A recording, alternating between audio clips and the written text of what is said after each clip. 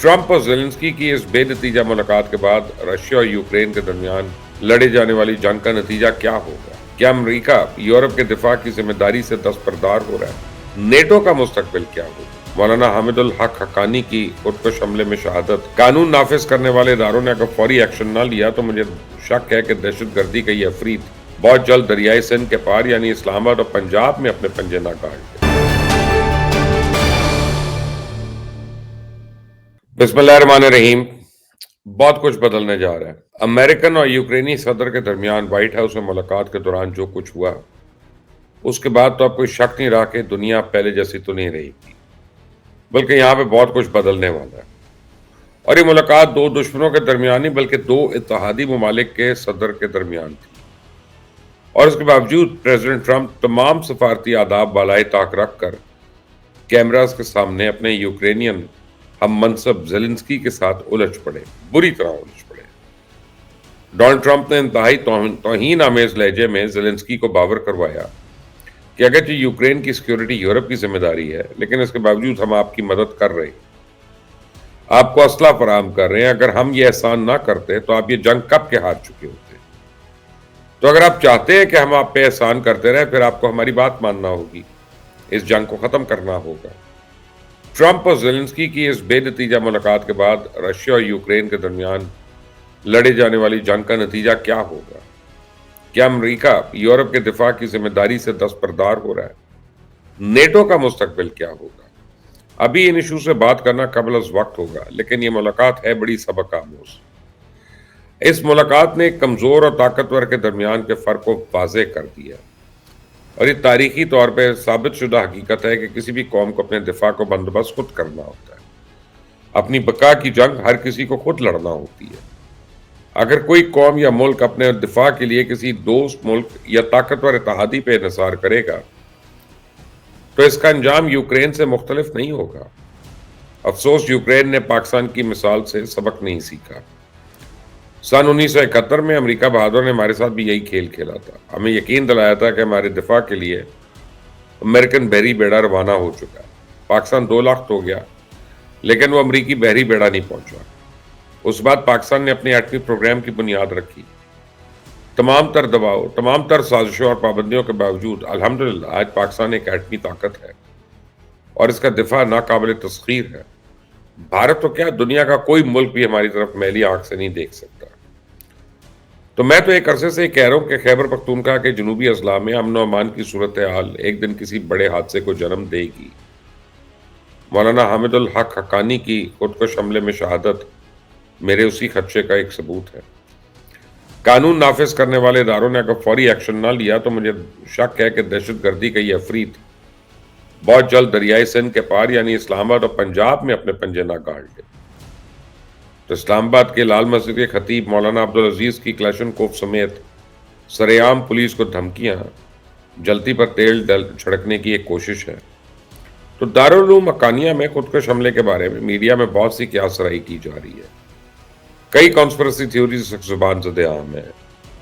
جو لوگ افغان طالبان اور کالعدم ٹی ٹی پی کے یعنی ان دونوں کو اس حملے کا ذمہ دار ٹھہرا رہے ہیں، ان کے نزدیک اس حملے کی وجہ یہ ہے کہ مولانا حامد الحق حقانی نے چند ہفتے پہلے خواتین کی تعلیم کے حق میں زبردست بیان دیا تھا۔ انہوں نے افغان طالبان سے بھی اپیل کی تھی کہ وہ تعلیمی اداروں کے دروازے طالبات کے لیے کھول دیں۔ تو ان کی دوسری دلیل یہ ہے کہ چونکہ افغان طالبان اس درسگاہ کے پیروکار ہیں، اس لیے تو خودکش بمبار کا گروہ سے مدرسے کے اندر مقیم تھا۔ بعض لوگ دہشت گردی کی اس کارروائی کا ذمہ دار داعش کو ٹھہرا رہے ہیں۔ ان لوگوں کا خیال ہے کہ افغان طالبان یا کالعدم ٹی ٹی پی کے دہشت گرد اپنی مادر علمی اور اپنے استاد کے صاحبزادے کو نشانہ بنانے کی جرت نہیں کر سکتے، اس لیے خو نہ ہو اس کے پیچھے داعش ہی ہے۔ تو میرے نزدیک دارالعلوم جامعہ حقانیہ پر یہ حملہ افغان طالبان میں دھڑے بندی کا نتیجہ ہے۔ کابل میں اس وقت ملا یعقوب قندہاری اور حقانی گروپ کے درمیان تناؤ اپنے عروج پہ ہے۔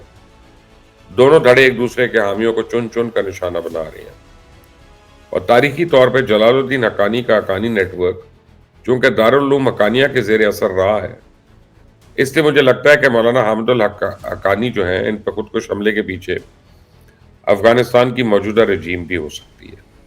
اصل حقائق کو تفتیش کے بعد سامنے آئیں گے، لیکن جو شواہد سامنے آ رہے ہیں اسے تو یہی لگتا ہے کہ خود کش حملے کے پیچھے ملا یعقوب قندہاری گروپ کا ہاتھ ہے، اور اس وقت کابل کی انتظامیہ اسی گروپ کے زیر اثر ہے، جسے بھارت کی مکمل تائید اور حمایت حاصل ہے۔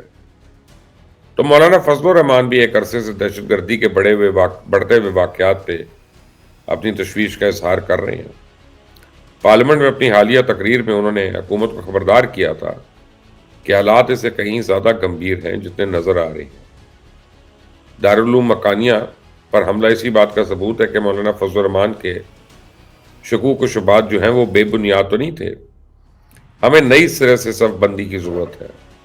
دہشت گردی سے متاثرہ علاقوں میں ایک جامع آپریشن کی ضرورت ہے، اس سے پہلے کہ یہ درندے ہمارے شہروں کا رخ کریں، ہماری مساجد میں نمازیوں کو نشانہ بنائیں، بازاروں میں خون کی ہولی کھیلیں، ہمارے کھیلوں کے میدان پھر سے اجاڑ دیں۔ ہمیں متحد ہونا ہوگا، ایک فیصلہ کن جنگ لڑنی ہوگی۔ تو میرے قانون نافذ کرنے والے اداروں سے درخواست ہے کہ تمام مذہبی رہنماؤں کی سیکیورٹی کو فوری طور پر فول پروف بنائیں۔ خصوصاً مولانا فضل الرحمان کو تو چاہیے کہ آئندہ کچھ عرصے کے لیے وہ اپنی نقل و حرکت کافی محدود کر دے۔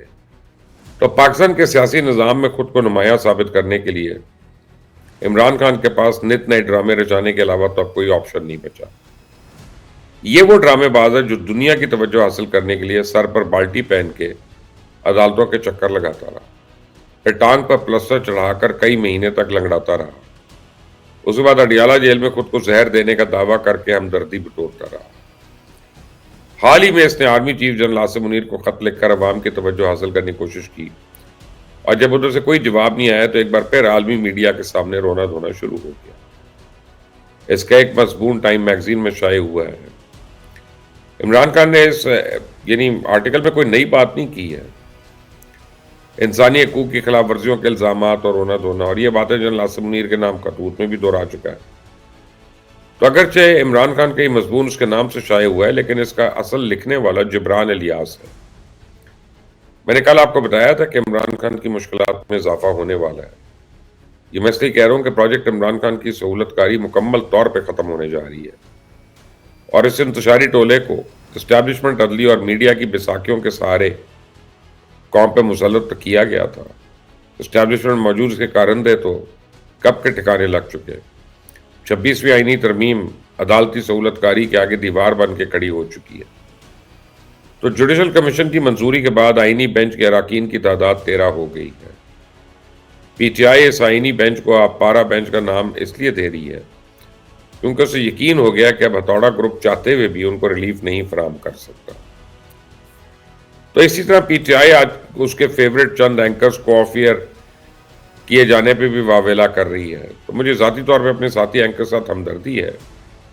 ان پابندیوں کو میں اظہار آزادی پہ ایک حملہ تصور کروں یا نہ کروں یہ تو میرے اپنے حد تک ہے، لیکن ریکارڈ درست رکھنے کے لیے ایک بات کہنا چاہتا ہوں کہ میڈیا پر ان حملوں کا آغاز پی ٹی آئی کے دور میں ہوا تھا۔ یہ عمران خان ہی تھا جس نے فیض حمید کی مدد سے میڈیا کا گلا گھونٹا تھا۔ میں خود اس کا ایک شکار تھا۔ اپنے خلاف ہر تنقیدی آواز کو زور زبردستی دبایا گیا۔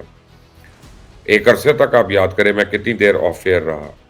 حامد میر، نصرت جاوید، طلعت حسین سمیت کئی اینکرز جبری رخصت پہ بھجوا دیے گئے۔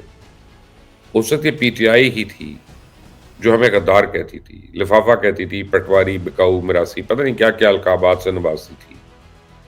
یہ پی ٹی آئی ہی تھی جس نے پی کا ایکٹ متعارف کرایا تھا۔ آج یہ کس منہ سے آزادی اظہار اور آزادی صحافت کی بک بک کر رہے ہیں؟ عمران خان کا اصل چہرہ تو ہم دیکھ چکے ہیں، اس کی فسطائیت کا مقابلہ بھی کر چکے ہیں۔ اپنے حقوق کی جنگ لڑنے کے لیے ہمیں عمران خان اور اس کی جماعت کے بیساکھیوں کی تو کوئی ضرورت نہیں ہے۔ میڈیا کی آزادی کی جنگ ہمیشہ سے خود میڈیا نے ہی لڑی ہے۔ ہم نے کل بھی اپنے زور بازو پہ یہ جنگ جیتی تھی، انشاءاللہ آئندہ بھی جیتیں گے۔ اس چینل کو سبسکرائب کریے گا، بیل آئیکن کو پریس کریے گا۔ Until the next time, Allah Hafiz.